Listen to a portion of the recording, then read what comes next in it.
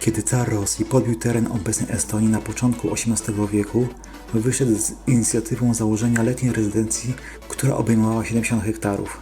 Nazwał ją na cześć swojej żony Dolina Katarzyny, czyli po estonsku Kadriorg.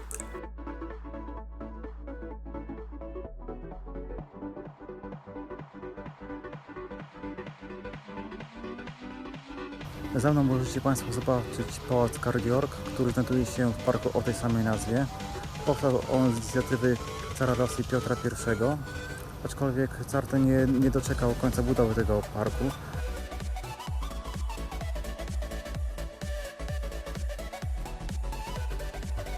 W okresie 3 stuleci obszar ten uległ zmianom, aczkolwiek dominantą Kadriorg został pałac i park.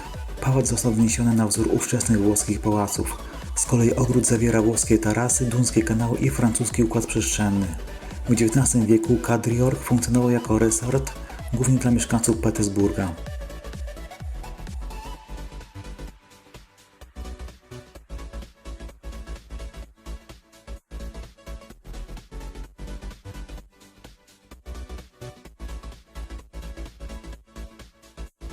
W latach międzywojennych pałac służył jako siedziba głowy państwa.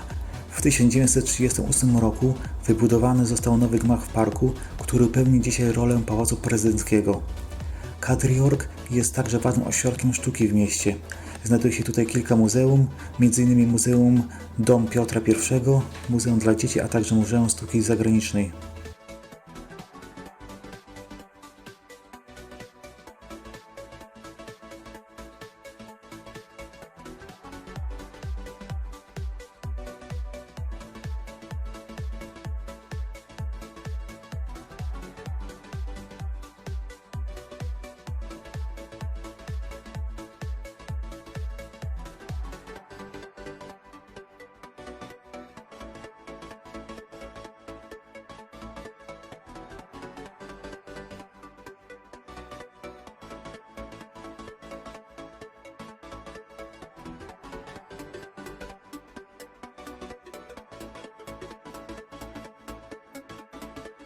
Za mną znajduje się pomnik Rusałka.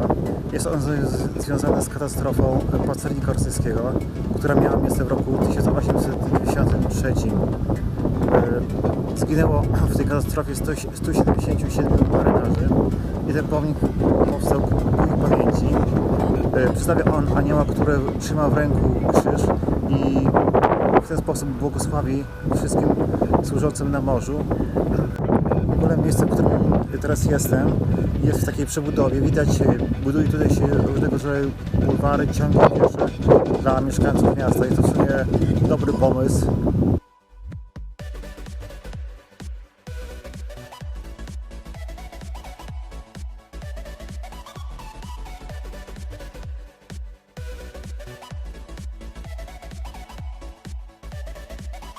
Jak widać, obszar ten ciągle znajduje się w budowie.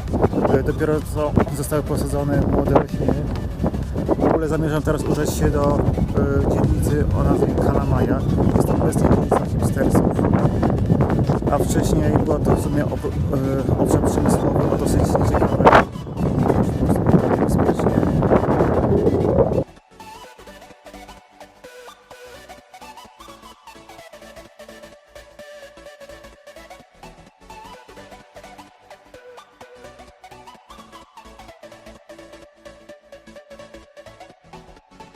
Jeszcze nie dane do użytku, można powiedzieć, a już lekko zniszczone.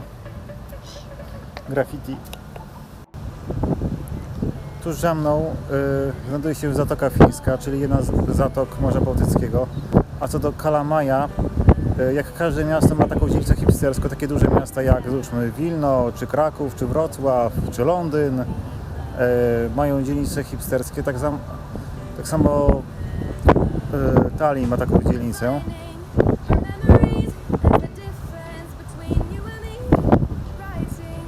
W Londynie jest Uzupisz, czyli tak zwane zarzecze. Też w przeszłości był to obszar niebezpieczny, a teraz się przetransformował w dzielnicę różnych lokali, barów, restauracji i innych takich knajpek. Tak samo jest tutaj.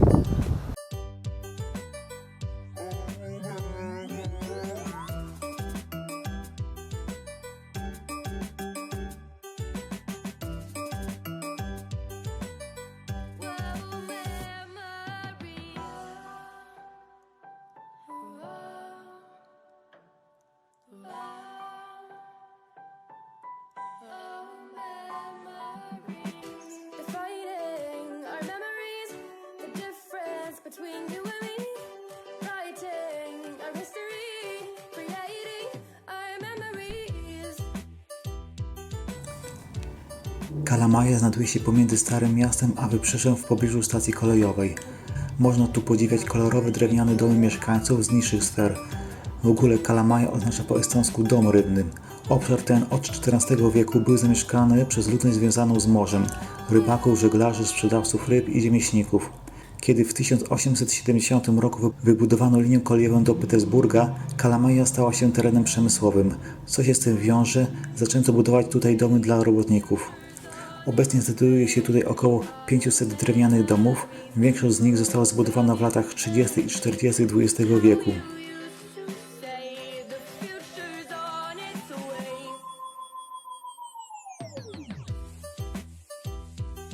Warto pamiętać, że Estończycy przez wieki byli obywatelami drugiej kategorii. Teren ich kraju był zajęty przez różne państwa, co wywarło wielki wpływ na to, jak Estonia obecnie wygląda.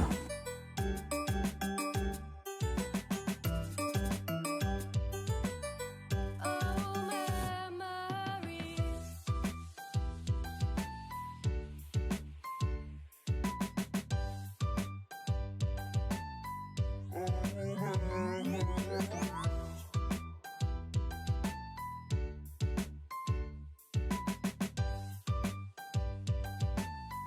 Oh, memories.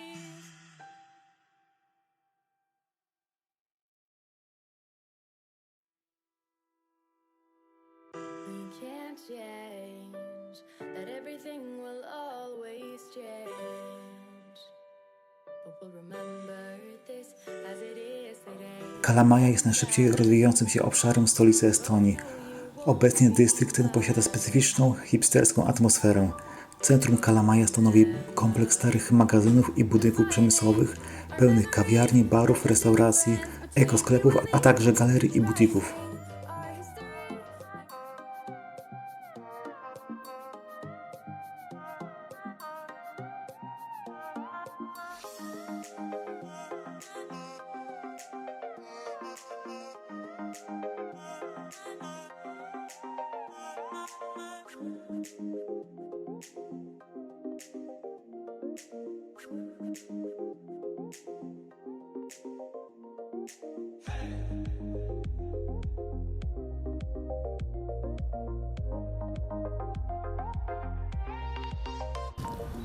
Znajduje się, jak mi się wydaje, w jakimś takim starym porcie. Wcześniej to był obszar w miarę przemysłowy, teraz to już na pewno sporo rzeczy upadło.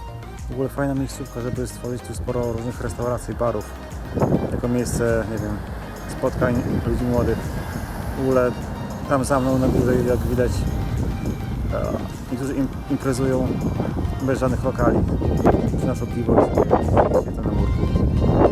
Lina Hall, nazwa ta wywodzi się od określenia Pałac Kultury i Sportu imienia Lenina. Jest to obiekt wielofunkcyjny wybudowany w 1980 roku przed organizowanymi w Moskwie Igrzyskami Olimpijskimi, w ramach których w tej linii rozgrywano zawody żeglarskie. Obecnie władze próbują znaleźć inwestora, aby zagospodarował ten obiekt.